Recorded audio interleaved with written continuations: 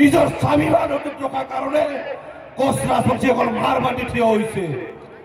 প্ৰত্যেকটো প্ৰান্তৰ কোচ ৰাজবংশীসকল এতিয়া আৰু আমি ঘৰত বহিয়া থকা সময় নাই, নিজৰ ব্যৱস্থা নিজে কৰিব লাগিব।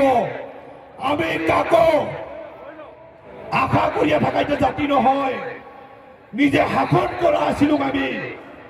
আজি কোচ ৰাজবংশীৰ কথা কৈলে নৰনাৰায়ণ চিলাৰায় শংকৰদেৱৰ কথা আহি যায়, কিন্তু এইখন অসমত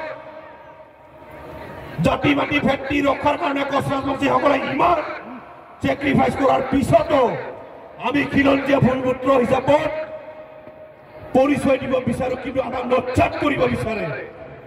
আপোনালোকে মানিব নেকি? আপোনালোকে মানিব নেকি? কোনোবাই নচ্ছাত কৰিলে নিজৰ শক্তি নিজে দেখুৱাই নিজৰ ৰাজ্য প্ৰাপ্তিৰ দাবীখিনি কাঢ়ি অনাৰ ক্ষেত্ৰত যি কাম কৰিব লাগে গোটেইখিনি কৰিব পাৰে। এইকাৰণে আজিৰ এই চৰকাৰক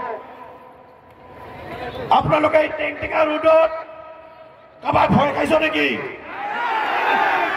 এই টেংটেকা পৃথিৱী ভাটা যিখন ৰোড কোচ ৰাজবংশীসকলৰ মনৰ মাজত জ্বলি থকা জুই, মনৰ মাজত আমাৰ মাজত জ্বলি থকা ক্ষোভ, এই ক্ষোভৰ কিৰণ আমি দেখাই দিব লাগিব। এই জুই আমি দপদপাই জ্বলাই দিব লাগিব।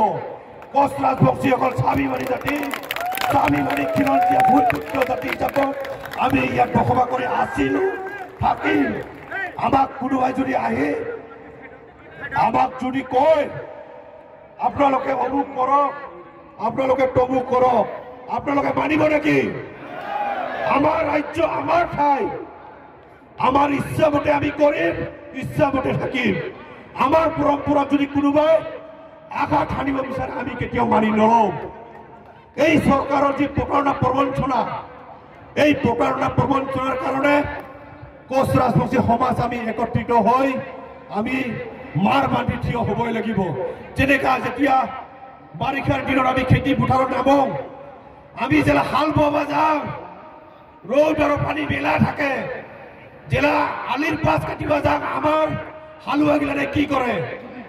আমি আমাৰ গামোচাখন লয়া আমি মাথাত ফালি বাৰ ফালি, এই ফালি বাৰৰ উদ্দেশ্য একটাই, জেলালৈকে এই আলিৰ পাছডাল কাটা আমাৰ ঠিক নহ'ব, শেষ নহ'ব, সেলালৈকে আমি ৰ'দ বৰষুণ কাকো আমি খাতিৰ নকৰোঁ। সেইকাৰণে এই জনসমুদ্ৰৰ মাজত চৰকাৰক আমি ক'ব খুজিছো, কোচ ৰাজবংশী জনগোষ্ঠীৰ ৰাজ্য প্ৰাপ্তিৰ সম্পূৰ্ণ কৰাৰ কাৰণে আমি আজিৰ পৰা আমি মাথাত ফালি বান্ধিছো। জেলালৈকে কোচ ৰাজবংশীসকলৰ ৰাজ্য প্ৰাপ্তিৰ দাবী সম্পূৰ্ণ নহ'ব, সেলালৈকে আমি নিজৰ লক্ষ্যত উপনীত হৈ আমি কাম কৰি যাম। এক ইঞ্চি আমি বিচলিত নহওঁ। আৰু কোনো ৰাজনৈতিক লিডাৰে, কোনো ৰাজনৈতিক দালালে আমাৰ কোচ ৰাজবংশী সমাজখন যাতে ভাগ ভাগ কৰিব নাপাৰে, তাৰ কাৰণে সমাজ চবে সজাগ সচেতন হ'ব লাগিব। হ'ব না নাই? নিজৰ জাতিতকে ৰাজনৈতিক দল আগত হ'ব নেকি?